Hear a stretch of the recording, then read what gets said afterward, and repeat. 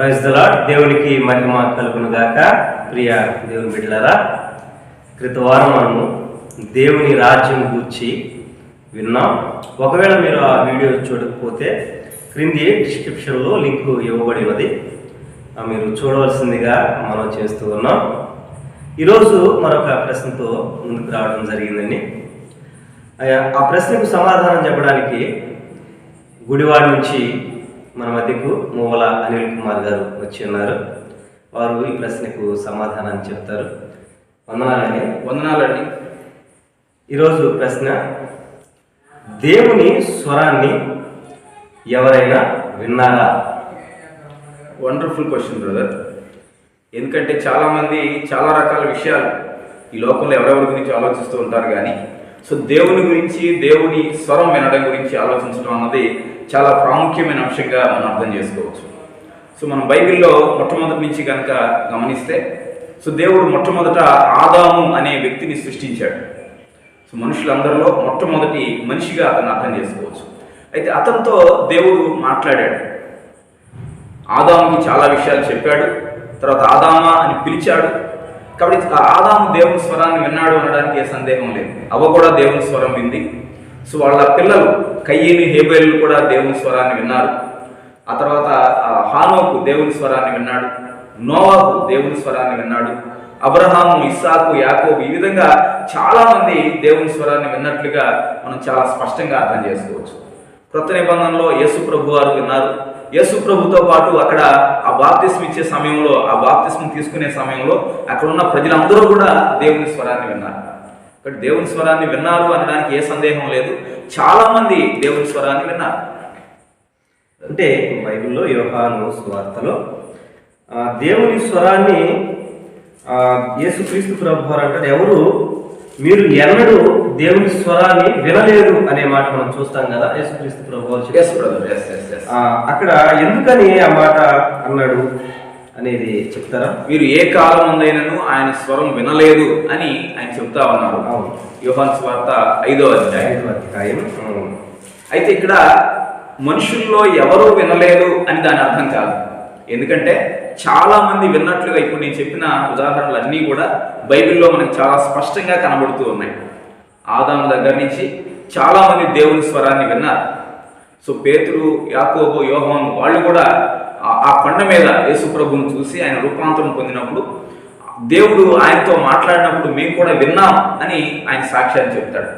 కాబట్టి దేవుని స్వరాన్ని ఏ ప్రజలైనా విన్నారనడానికి సందేహం లేదు. అయితే యోహాను సువార్త 5వ అధ్యాయంలో మీరు చెప్పిన సందర్భంలో చూసుకుంటే మీరు వినలేదు అని చెబుతున్నాడు. అంటే అక్కడ ఉన్న యూదులు యేసు ప్రభునందు విశ్వాసం లేనివాడు, అంటే వాళ్ళ లాంటి వ్యక్తుల గురించి ఆయన మాట్లాడుతున్నాడు. ఎవరైతే యేసు ప్రభునందు విశ్వాసం ఉంచలేదో వాడు దేవుని స్వరాన్ని వినలేదు కాబట్టి, దేవుని గురించి వాళ్ళకు తెలియదు కాబట్టి మీరు వినలేదు అని వాళ్ళ గురించి చెబుతున్నాడు తప్ప అది మనుషులందరినీ ఉద్దేశించింది కాదు. బైబిల్ చాలా స్పష్టంగా చెబుతుంది, చాలా మంది దేవుని స్వరాన్ని విన్నారు. దేవుని స్వరాన్ని విశ్వాసులు మాత్రమే లేదా దేవునికి ఇష్టలైన వారు మాత్రమే విన్నారా? దేవుడు ఎవరితో మాట్లాడితే వాళ్ళు విన్నారు, సింపుల్గా చెప్పాలంటే. అంటే ఇక్కడ మీరు మాట అన్నారు కదా, అబ్రహాము ఆదాము కుమారుడు కయ్యేను దేవునికి ఇష్టడా? కాదు. మరి కయ్యేను దేవుని స్వరాన్ని విన్నాడు కదా. కయ్యేన్ని తన తమ్ముడు గురించి ఎంక్వైరీ చేశాడు, అడిగాడు. కాబట్టి దేవుడు ఎవరితో మాట్లాడాలనుకుంటే వాళ్ళతో మాట్లాడతాడు. కాబట్టి దేవుని స్వరాన్ని వింటే ఏదో జన్మ తరించిపోయింది, నేను ఎక్కడికో వెళ్ళిపోతాను అనుకుంటే అది అపోహ. సాతాను ఎప్పుడూ దేవుని స్వరాన్ని వింటూనే ఉంటాడు. యోబు గ్రంథంలో మనం 1వ అధ్యాయంలో గమనిస్తే సాతానా ఎక్కడి నుంచి వచ్చావు అని అడిగితే అది అటు ఇటు తిరుగుతూ వచ్చాను అని చెప్తాడు. కాబట్టి వాడు దేవుని స్వరాన్ని వింటూనే ఉంటాడు. కాబట్టి దేవుని స్వరాన్ని వినడం అనేది అదేదో గొప్ప భాగ్యం. దేవుని స్వరాన్ని వింటే నా జన్మ తరించింది, ఏదో గొప్పవాడిని అయిపోయిన అనుకోవాల్సిన అవసరం లేదు. దేవుడు ఎవరితో ఏ సమయంలో అవసరమైతే వాళ్ళతో మాట్లాడతాడు, అంతవరకు. కాబట్టి ఆ క్రమంలో విశ్వాసులు విన్నారు, అవిశ్వాసులు కూడా దేవుని స్వరాన్ని విన్నారు. Yes brother. అంటే మీరు చెప్పిన మాటలో ఎనడైనా మీరు దేవుని స్వరం వినలేదు అని కొంతమంది కూర్చి చెప్పాడు కదా. ఎస్. వారు ఎలాంటి వారైతే వారు వినలేకపోయారు? యేసు ప్రభునందు విశ్వాసం ఉంచలేదు కాబట్టి వాడు దేవుని స్వరాన్ని వినలేదు అంటే ఆయన మాటల్ని అంగీకరించలేదు అనే భావంతో అక్కడ మాట్లాడుతున్నాడు. ఆయన మాటలు అంగీకరించకపోవడమే అక్కడ ముఖ్య ఉద్దేశంగా దేవుడు మాట్లాడాడు. ముఖ్యంగా ఆయన స్వరాన్ని విన్నారు అంటే చాలా మంది విన్నారు అనేది సుస్పష్టం బైబిల్లో. ఓకే అండి, మరో ప్రశ్న. షూర్. అంటే దేవుడు ఇప్పటి వరకు మనము దేవుని స్వరం గురించి విన్నాం, దేవుని చూడడం గురించి కూడా మనము యోహాను సువార్తలో 1:18 మనం చూస్తాం కదా. ఆయనను ఎవరు ఎన్నడైనా చూడలేదు. ఎవరు చూడలేరు అనే విషయం గురించి మనం చూసినప్పుడు ఎవరు చూడలేదంటారా? ఇప్పుడు మీరు చెప్పిన వాక్యం యోహాను సువార్త 1వ అధ్యాయం 18వ వచనం చాలా స్పష్టంగా చెబుతుంది, దేవుని ఎవరు ఎప్పుడు చూడలేదు, తండ్రి రొమ్మున ఉన్న అద్వితీయ కుమారుడే ఆయనను బయలుపరిచెను. కాబట్టి వాక్యాన్ని మనం కాదనలే, కాబట్టి ఎవరు చూడలేదు, యేసు ప్రభువే ఆయన బయలుపరిచారు అన్నది మనకు చాలా స్పష్టంగా అర్థమవుతుంది. సో ప్రభు అక్కడే ఆయన చూశాడు, ఆయనే మనుషులకు బయలుపరిచాడు. ఎందుకని ఆయనను చూడలేదు? దేవుడు ఏం చెప్తాడంటే, మోషే అనే నాయకుడు పాత నిబంధనలో మనం చూస్తాం కదా, ఆయన దేవుని నేను చూడాలి అని అడుగుతాడు. ప్రభా నీ మహిమను కనపరచు అని అడిగినప్పుడు దేవుడు చెప్తాడు, నన్ను చూసిన నరుడు బ్రతుకడు. దేవుడే స్పష్టంగా సెలవిచ్చాడు. అందుకే మోషే కూడా దేవుణ్ణి ఉన్నట్టు చూడలేదు. కేవలం ఆయన నడిచి వెళ్ళిపోతూ ఉంటే ఆ వెనక వస్త్రపు చెంగు మాత్రం చూసినట్లుగా మనకి రాయబడింది బైబిల్లో. అంతే తప్ప దేవుడిని ఉన్నట్టు చూడలేదు. సో ఎందుకు అంటే దేవుడు ఆత్మస్వరూపి, ఆయన మనలాంటి భౌతికమైన దేహం ఆయనకి లేదు. ఒకవేళ ఇలాంటి దేహం ఉంటే ఈ నేత్రాలతో ఆయన చూడొచ్చు, కానీ ఆయన ఆత్మస్వరూపి కాబట్టి ఈ నేత్రాలతో చూడటం సాధ్యం కాదు. అందుకే ఎవరు చూడలేకపోయారనేది మనం స్పష్టంగా అర్థం చేసుకోవచ్చు. మంచిదండి. ఇప్పుడు అబ్రహాము మధ్యాహ్నం వేళ ఒక గుడారం బయట కూర్చొని ఉంటాడు, 3 వ్యక్తులు వస్తారు. వచ్చినప్పుడు వారికి ఆతిథ్యం ఇవ్వడం మనం చూస్తాం. అక్కడ 2 మాత్రం లోతు దగ్గరికి వెళ్ళిపోతారు, ఒకరు నిలిచిపోతారు. అక్కడ మనం చూసినప్పుడు దేవుడే అక్కడ నిలిచినట్లుగా మనం గమనిస్తాం. మరి దేవుడిని చూశాడు కదా అబ్రహాము.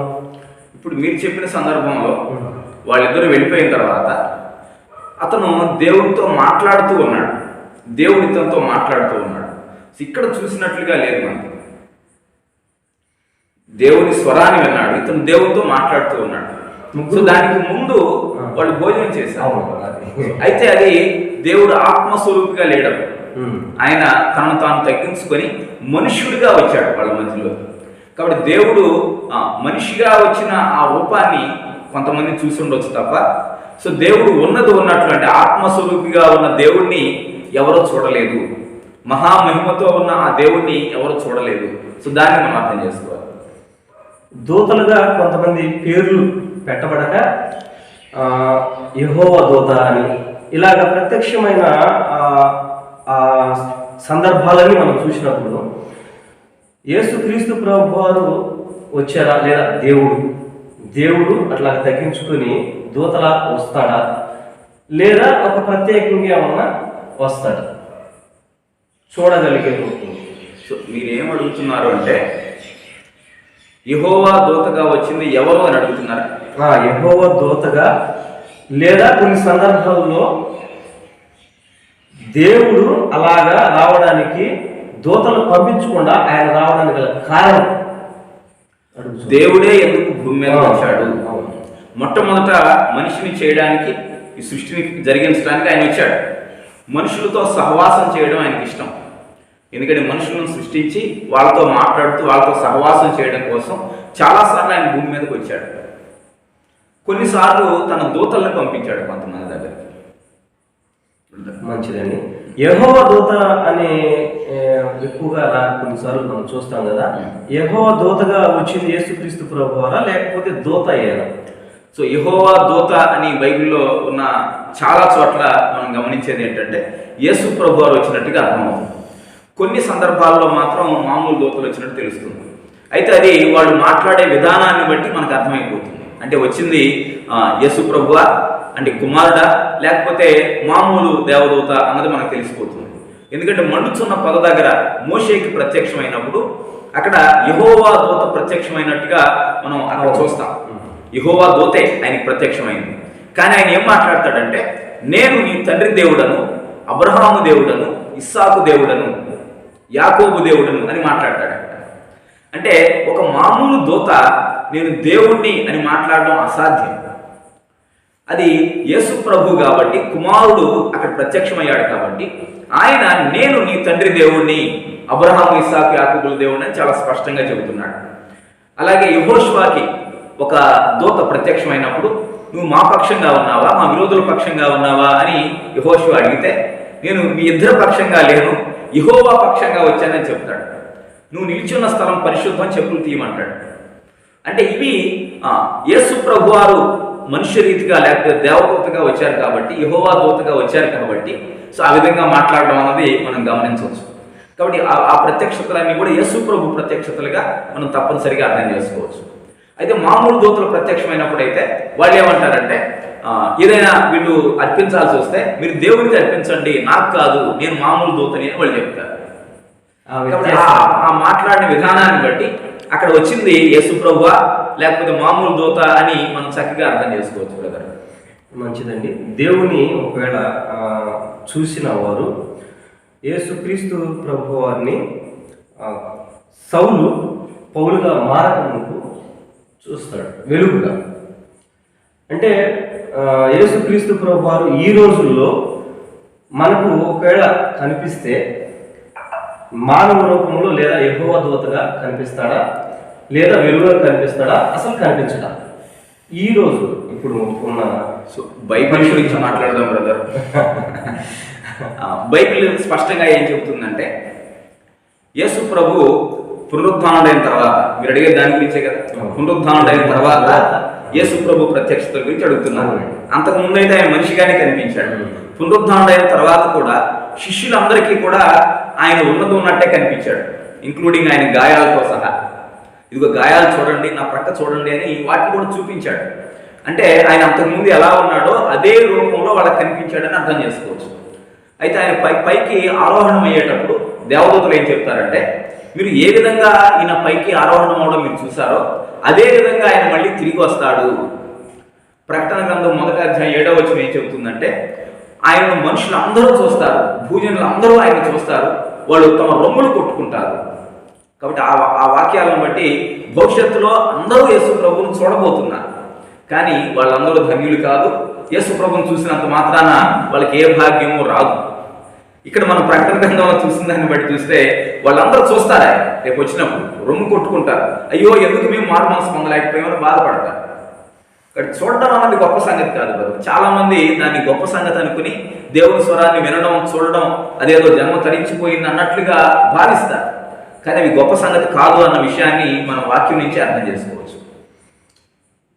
అంటే మనం బైబిల్ నుంచి బయటకే వెళ్ళడం కాదు, కానీ బయట ఉన్న కొన్ని పరిస్థితులను బట్టి అడగాల్సి వస్తుంది. నేను యేసుక్రీస్తు ప్రభు వారిని తెల్లటి వస్త్రంతో ఆయన కరుణామయుడి సినిమాలో ఎలా ఉన్నాడు, లేదా ఇంకో సినిమాలో ఎలా ఉన్నాడు, అచ్చం అలానే నా కళ్ళ ముందుకు రావడం నేను చూశాను అని కొంతమంది చెప్పడాన్ని బట్టి అడగవలసి వస్తుందని. అలాగా కనిపిస్తారు. వాళ్ళు కనిపించారు అని చెప్తున్నారు కాబట్టి వాళ్ళని అబద్ధికులని మనం చెప్పలేము. కాబట్టి వాళ్ళకి కనిపించి ఉండొచ్చు. అయితే అక్కడ వచ్చింది యేసు ప్రభువేనా కాదా అన్నది ప్రశ్న. సో ఆ విషయం మనకు తెలియదు, కానీ వాళ్ళకి ఏదో కనిపించింది. ఇప్పుడు కరుణామయుడి సినిమా వాళ్ళకి తెలుసు కాబట్టి అందులో ఉన్న యేసు ప్రభు వాళ్ళు చాలాసార్లు చూశారు. కాబట్టి అదే రూపం వాళ్ళ కళ్ళ ముందు కొన్నిసార్లు మెదలచ్చు, లేకపోతే వాళ్ళ కళలో అదే రూపం ప్రత్యక్షం కావచ్చు. కానీ యేసు ప్రభువే వచ్చాడా లేదా అన్నది మనకి బైబిల్లో ఎక్కడ రాసలేదు, అది ఉండదు.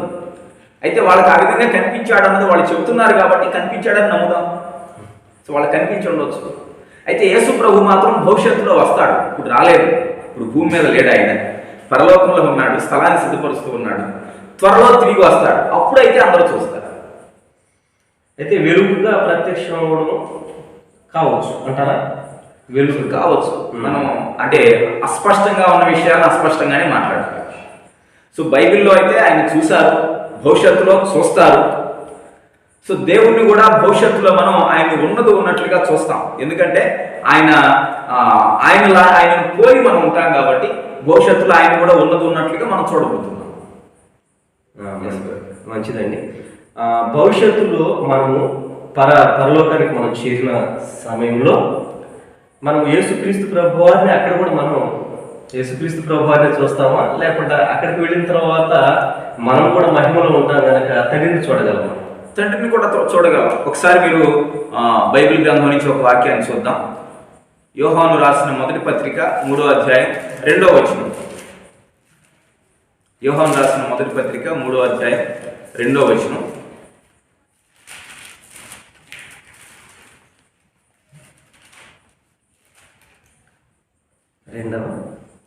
మూడవ అధ్యాయం 2వ వచనం. ప్రియులారా, ఇప్పుడు మనము దేవుని పిల్లలమై ఉన్నాము. మనం ఇక ఏమవుతుందో అది ఇంకా ప్రత్యక్షపరచబడలేదు, కానీ ఆయన ప్రత్యక్షమైనప్పుడు ఆయన ఉన్నట్లుగానే ఆయనను చూతుము గనుక ఆయనను పోలి ఉందమని ఎరుగుతుంది. కాబట్టి ఆయన ప్రత్యక్షమైనప్పుడు ఆయన ఉన్నట్లుగానే చూస్తాము. దేవుని పిల్లలము అంటే దేవుణ్ణి మనం చూస్తాము అనే విషయం ఇక్కడ స్పష్టమవుతుంది. ఇక్కడ భవిష్యత్తులో దేవుడిని చూస్తాం, తప్పకుండా యేసు ప్రభువుని చూస్తాం, తండ్రిని కూడా చూస్తాం. చాలా మంచిదండి. ఇంకా ఏమైనా ఈ విషయాల గురించి మీరు చెప్తారా? ఓకే, ఇప్పటి వరకు మనం చెప్పుకున్న విషయాలను క్లుప్తంగా మాట్లాడుకోవాలంటే, దేవుని స్వరాన్ని చాలామంది మనుషులు విన్నారు, భవిష్యత్తులో కూడా వింటారు. దేవుణ్ణి ఆయన ఉన్నట్లుగా ఎవరు చూడలేదు, కానీ ఆయన తగ్గించుకున్న మహిమలో ఆయన చూశారు. రేపు భవిష్యత్తులో యేసు ప్రభుని అందరూ చూడబోతున్నారు. ఆయన బహిరంగంగా వచ్చినప్పుడు ప్రతి ఒక్కరు కూడా ఆయన చూడబోతున్నారు. ఇక్కడ మనం కంక్లూడ్ చేసుకున్న విషయాలు ఏంటంటే, ఆయన్ని స్వరాన్ని విన్నంత మాత్రాన, ఆయన్ని చూసినంత మాత్రాన వాళ్ళు గొప్పవాళ్ళు ఏమీ కాదు. సో దీన్ని అర్థం చేసుకోవాలి. కాబట్టి ఆయన స్వరాన్ని విన్నా చూసినా ఆయన ఎందుకు విశ్వాసం ఉంచానా లేదా అన్న విషయాన్ని ఆ వ్యక్తి చెక్ చేసుకోవడం చాలా ప్రాముఖ్యం తప్ప, సో వినడంలో చూడడంలోనే గొప్ప ధన్యత లేదు అనే విషయాన్ని మనం అర్థం చేసుకోవాలి. సో భవిష్యత్తులో అయితే దేవుడి ఉన్నట్లుగా మనం చూడబోతున్నాం. ఎందుకంటే మనం కూడా ఆయన పోలి ఉండబోతున్నాం అని దేవుని వాక్యం సెలవిస్తాం. కాబట్టి నేను దేవుని స్వరాన్ని విన్నాను, చూశాను అనేది గొప్పగా చెప్పుకోవాల్సిన అవసరం లేదు అనే విషయాన్ని నేను ఇక్కడ జ్ఞాపకం చేస్తున్నాను. నేను ప్రభు మాటల ప్రకారం, దేవుని వాక్య ప్రకారం జీవిస్తున్నానా లేదా అన్నది చాలా ప్రాముఖ్యమైన విషయంగా ప్రతి ఒక్కరూ అర్థం చేసుకోవాలని తెలియజేస్తూ ఈ మాటలు ముగిస్తున్నాను. Praise the lord. Praise the lord. వందనాలండి. మీరు చక్కగా విన్నారు కదా. మనము దేవుని స్వరాన్ని ఎవరైనా విన్నారా, దేవుని ఎవరైనా చూశారనే విషయాలు చాలా స్పష్టంగా మనం విన్నాం. మరో ప్రశ్నతో మేము వచ్చే వారము మీ ముందుకి వస్తాం.